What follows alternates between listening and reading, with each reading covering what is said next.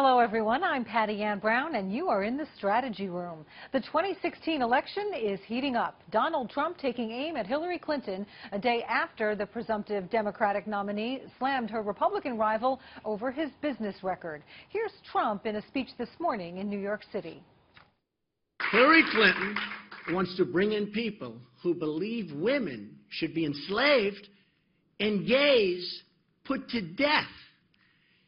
Maybe her motivation lies among the more than 1,000 foreign donations Hillary failed to disclose while at the State Department.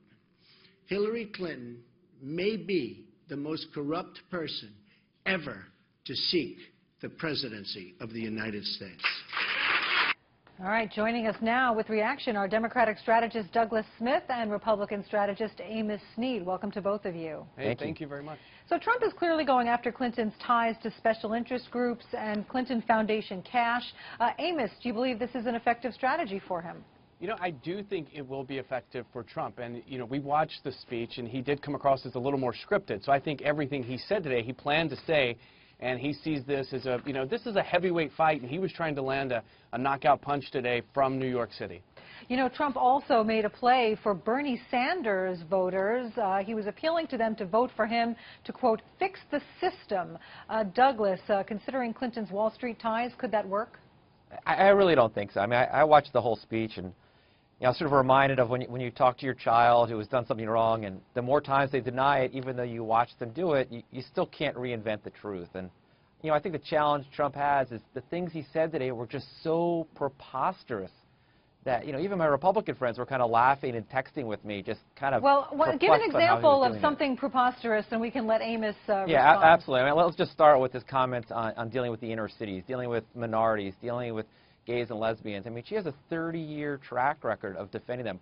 Women's rights. I mean, here was, as First Lady, you know, 25 years ago, going to China and giving an incredibly public speech in China defending women's rights. All right, Amos. The notion that Hillary Clinton wouldn't be a champion of women's rights is almost laughable. Amos, Trump's point was that she takes cash from countries and regimes that repress women, correct?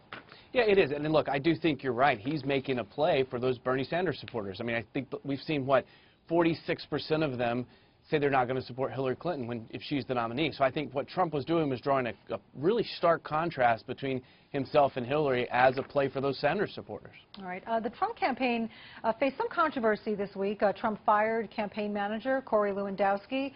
This report also came out showing that his campaign only has $1.3 million in the bank, just a fraction of the Clinton camp's $42 million. Trump says he's just barely begun to fundraise. Douglas, do you think his cash numbers are going to turn around? I think it's going to be really, really hard. He has a long road ahead of him. You know, the other interesting report that came out this week was also on how he's been spending his money. You know, basically taking from one hand and paying it to the next hand by using campaign money to reimburse his own properties for his events. He's going to have to just triple down on raising money. And when it's all said and done, you know, the earned media can only get you so far. He has no ground game. He is going to have to hire people in all these states across the country, and to start raising that money now just puts him so far behind the 8 ball. You know, the biggest evidence of that is just this ad campaign that the Clinton campaign is running right now in battleground states. It's up there unopposed because Trump has no money to buy ads. Yeah, Amos, his defenders say, look, you know, Trump has been self-funding his campaign to this point, and now that he's in the general, you know, he needs more money, and he's reimbursing himself for some of his prior expenses.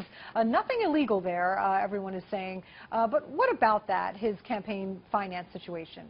Look, I don't think you can look at this as you would any other presidential campaign in the past. You know, earned media has gotten him this far. I mean, you look at the candidates on the Republican side that he beat and how much money they had. So this is a, you know, completely unpredictable presidential election. I do think we'll continue to see his fundraising increase as we get closer to November, but I don't know if you can really give it a knock against him right now, because so far everything he's done has been so different from any presidential race we've seen to date.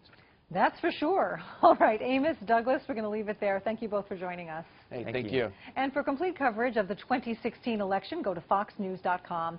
I'm Patty Ann Brown. Thanks for watching.